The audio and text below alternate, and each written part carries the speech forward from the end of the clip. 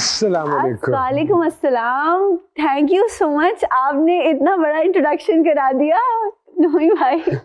जो सच है बेटे, थैंक यू और यही सच। सच है। थैंक यू सो और मच। ये आपको मैंने जब हम काम कर रहे थे, अगर आपको याद हो, उल्लू बुराई फरोख्त नहीं, मुझे और एक भूल ही सीन नहीं था, सकता मुझे। एक सीन था 4 सफ़ों का, वो सीन था काफी लंबा, और उसमें आधे 2 सफ़ों में हम आर्ग्यूमेंट कर रहे हैं और 2 सफ़े हमारे रोते हुए हैं। इंटरकट में आना था वापस, तो मैंने एक एक्सप्रेशन दिया और उसके बाद इन्होंने जो उसका रिएक्शन दिया, उसके बाद जो मेरा एक्सप्रेशन आना था वो मेरे जहन से ही निकल गया, बिकॉज मैं उस एक्सप्रेशन में इतना फंस गया कि ये कैसे दे दिया इसको। और मैंने कहा कि मुझे ऐसा लगा जैसे मुझे किसी ने उठा के खिड़की से बाहर फेंक दिया। ऐसा नहीं, ये इनका नोई भाई आपका बड़ा फन है। उस वक्त भी आपने सबके सामने, मेरा दूसरा प्ले था और आप ही रिहर्सल्स भी कराते थे, प्रैक्टिस भी आपके साथ होती थी, डायलॉग्स की आप कहते थे। तो आप तो टीचर हैं और आप इतनी बड़ी बात कह रहे हैं, मेरे लिए इससे ज्यादा एजाज की बात नहीं हो सकती।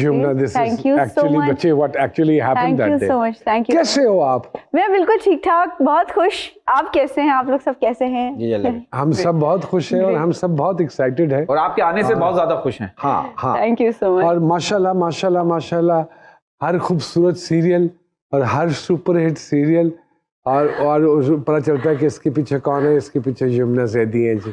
और आप जो भी किरदार कर रहे होते हो उसमें आप इतना महव हो जाते हो, जो कि मैं अक्सर आपको मना भी करता हूँ, है ना, अगर आपको याद है। तो मैं आपको मना भी करता हूँ कि नर्व्स पे किरदार को नहीं संवारना। एक आर्टिस्ट के अंदर स्विच होना चाहिए, ऑन ऑफ का, उस पे कंट्रोल होना चाहिए, करके जाए। और अभी एक इनका मैंने बता रहा था वहाँ पर मेकअप रूम में कि इनका एक क्लिप बड़ा वायरल हुआ है बिरयानी का, जिसमें ये दुल्हन बनी हुई होती है शायद।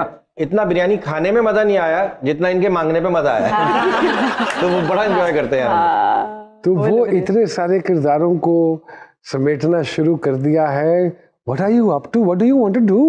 I don't know, मुझे नोई भाई ऐसा लगता है कि अल्लाह ने मेरे नसीब में ये प्रोजेक्ट सारे लिख दिए। मैं तो कुछ बहुत ज़्यादा कोई ख़ास प्लान नहीं करती हूँ, लेकिन आपको पता है आपके साथ मैंने काम किया ना, आप कहते हैं ना मोमेंट लिव करना चाहिए, बस एक्टिंग मोमेंट लिव करने का काम है। तो वो वहां तक पहुंची हूँ। अभी उस पे जो आप कह रहे हैं स्विच ऑन और उस पे कंट्रोल, उस पे अभी थोड़ी सी महारत हासिल करनी है। और हाँ, और ये कि बस आई थिंक ये वाहिद काम है जिसको मैं सबसे ज्यादा एंजॉय करती हूँ और मैं समझती हूँ कि मैं बेहतर कर सकती हूँ। मैं पिछले 35 साल से काम कर रहा हूँ और मुझे ये महसूस होता है कि जिस दिन मैं शूटिंग करके घर वापस आता हूँ तो वापसी पे मैं अगले दिन का सोच रहा होता हूँ कि सुबह मुझे कितने बजे जाना है, क्योंकि मैं उस काम से मुझे इतनी मोहब्बत है कि मैं इंजॉय कर रहा होता हूँ। बिल्कुल। सो ये लुक फॉरवर्ड होता है जी कि मैं कल जब जाऊंगी तो मैं इस सीन को यूं करूंगी, और कल मैंने क्योंकि ये वाले सीन करने हैं तो उनको मैं इस अंदाज से करना चाहूंगी। Do you plan it in the night? नहीं, मैं खैर आप तो इतना बेहतरीन, इसीलिए बेहतरीन है, आप तो इतना अच्छा करते हैं ना भाई कि मैं कहती हूँ आपके तो कोई बराबर भी कोई नहीं गुजर सकता, नीचे से बराबर भी नहीं गुजर सकता माशाल्लाह। और लेकिन अगर मैं अपनी बात करूँ नोमी भाई, तो मैंने दिन भर काम किया होता है तो मैं उसके बारे में सोचती हूँ, सीन आगे का नहीं सोचती, बस उसी वक्त जो मिलता है तो वो बस काम कर दिया।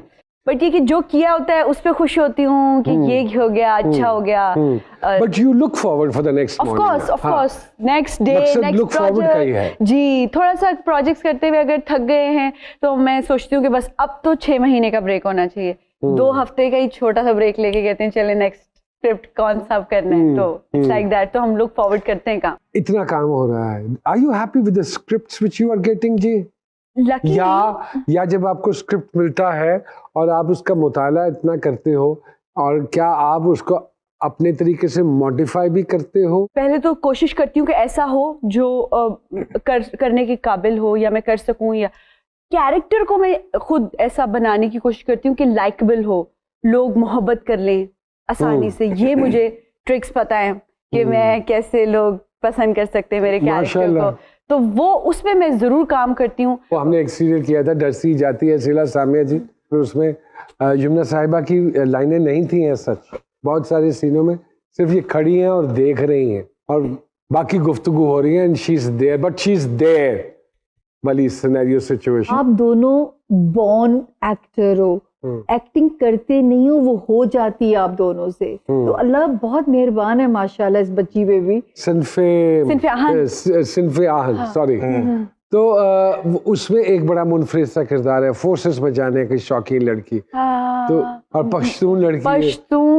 और पश्तून आपका माशा चौकटा भी पश्तून है थोड़ा सा, लेकिन दोनों का ही। मैं जब वो प्रोजेक्ट शुरू होना था तो मैं सीधा अमेरिका से आ रही थी और अमेरिका से मेरी फ्लाइट स्टॉर्म की वजह से हालांकि delay हो अमेरिका से कोई सीधा नहीं आता।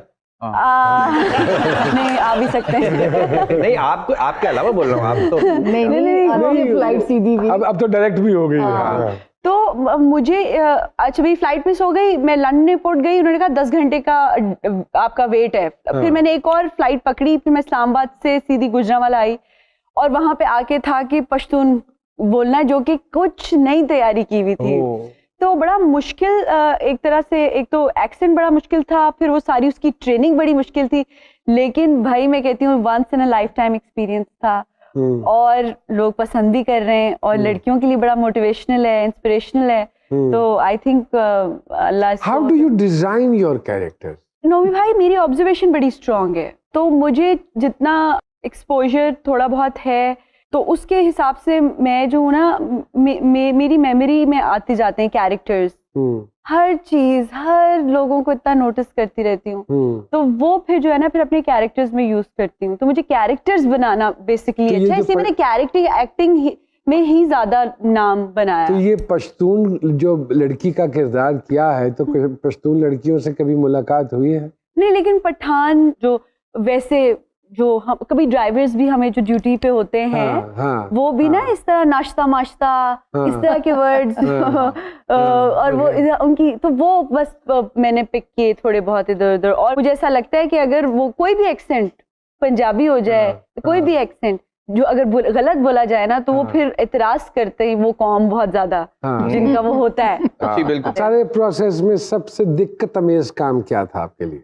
बार बार यूनिफॉर्म्स चेंज करना। अच्छा। हमारी ऑलमोस्ट 4 से 5 तरह की यूनिफॉर्म्स थी, तो सीन्स हमारे ऐसे होते थे कि कभी हमें जो है वो तो कोई यूनिफॉर्म ड्रिल के अलग है जी, पीटी के अलग है, फिर मफ्ती एक होती है उसके वो अलग है, तो फॉर्मल यूनिफॉर्म्स अलग हैं, तो वो बार बार यूनिफॉर्म्स चेंज करना जो है ना वो बड़ा मुश्किल था। अदरवाइज ट्रेनिंग सही थी, हमारा स्टेमिना इतना बन गया था, कट्स एंड ब्रूजेस एंड बहुत हालतें खराब, मेकअप हम भूले हुए थे सब लड़कियां, कोई कुछ और सोचने का हमें नहीं।